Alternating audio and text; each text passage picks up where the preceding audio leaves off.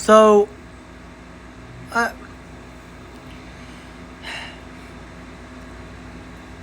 don't even know what to say.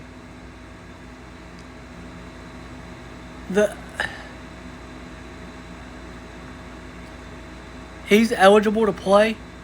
Really? He admitted to breaking the golden rule. The one rule in all of college athletics. Don't bet on your own team. That is the one rule that you have to follow. And he broke it.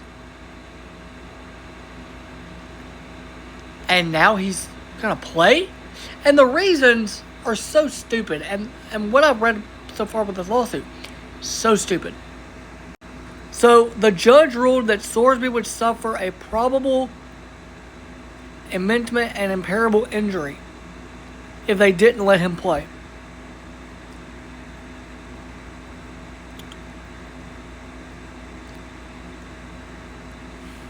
How? What is he? What are we doing?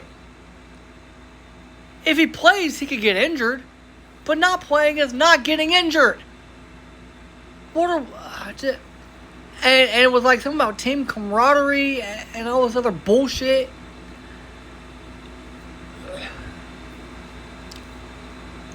And look, I know this came out this morning,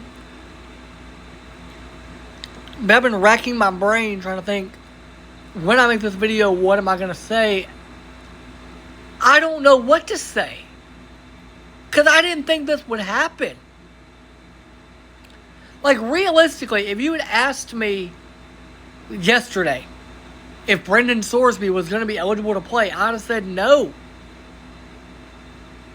He broke the cardinal sin. He bet on his own team. And I know people are going to comment, well, he was a redshirt freshman, he didn't play. It doesn't matter. It doesn't say, unless you're a redshirt freshman and you don't play, you can't bet on your team. It says, no, you cannot bet on your team. That is a law that has been in place by the NCAA for decades. And I know people are going to get mad because DraftKings and FanDuel and all these other sports betting websites make it so easy. But it's so easy not to as well. Especially if you're a college athlete making $5 million. Which is what he's getting paid at Texas Tech. I don't know what he made last year at Cincinnati when he was a starter. I don't know that he made anything his redshirt freshman year at Indiana. It doesn't matter. He placed like $90,000 worth of bets. And nothing's happening because he admitted it and he went into rehab. And now it's a mental health issue. That's BS. That's BS. It is not a mental health issue. He is using that as an excuse and people are letting him. And from the ruling, the NCAA cannot prevent Texas Tech quarterback Brendan Sorsby from practicing, playing, or otherwise participating on Texas Tech football this season. Here's what I'm worried about. The integrity of the game. How are we supposed to watch a Texas Tech football game this year? Look at Brendan Sorsby. And let's say, this is an example, his betting line's at like 300 passing yards. But he only has 299, so people lose because they take his over. Okay. Are we supposed to sit there and go, oh man, it's just, that happens? Or are our minds going to go where my mind just went, where a lot of people's minds just went when I brought that scenario up of, is he throwing games? Did he purposely not throw for over 300 yards? In the Big 12? In an air raid offense? And conveniently, they make it seem like this is a punishment. Brendan Sorsby cannot play in Texas Tech's first 2 games. So he is serving a 2-game suspension. That was the penalty suggested by the NCAA, or suggested to the NCAA from Sorsby's suggested to the NCAA from Sorsby's legal team. Guys, it's Albany Christian and Oregon State. Like, let's be real. Is anybody worried about Albany Christian or Oregon State? So the first game he's playing is against Houston, which is a Big 12 matchup.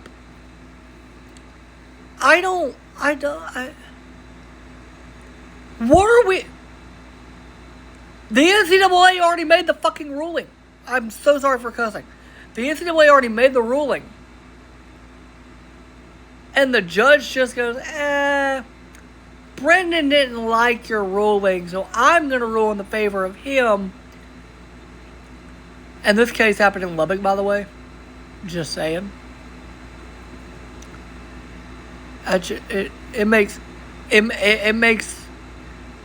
everything look bad in college football. And then a statement from the NCAA on Brendan Sorsby's ruling. The NCAA strongly disagrees with the court's ruling in Sorsby's case and is deeply concerned about the damaging, far-reaching, and broadly destabilizing ramifications of this outcome, which undermines and corrupts the integrity of sports.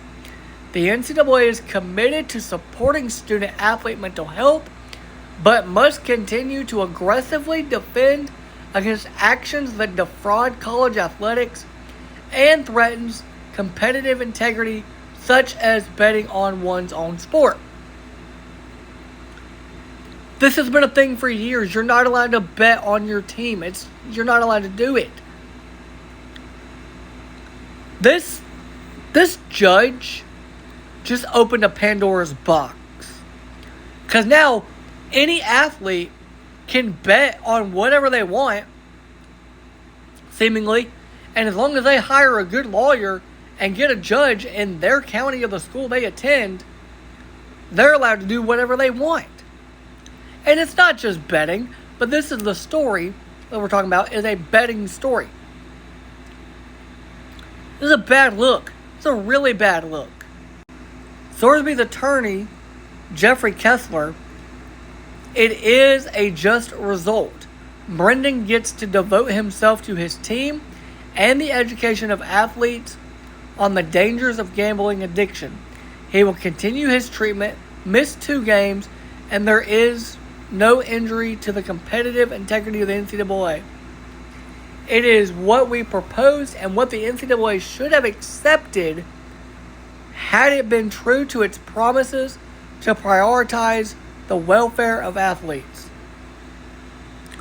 What about the integrity of the game? This lawyer, I don't know who Jeffrey Kessler is, but he's a damn good lawyer. Sorsby better keep him, because somehow he got Sorsby okayed to play after betting on his team. It baffles me.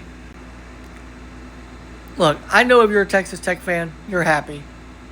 But this, to me, is just really stupid, in my opinion.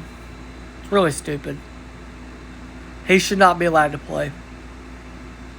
I don't care what reasons they're giving of mental health or it could damage him. Or he knew the consequences when he did it. He should not be allowed to play. And yet, the NCAA is getting undermined here, handcuffed, because they can't do anything.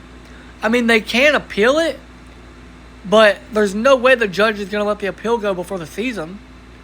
So Sorsby will get to play his season, but this is just stupid. And I was a fan of Sorsby. I thought he was a good player. But I don't think this is right, and I don't think he should have this opportunity to play, in my opinion.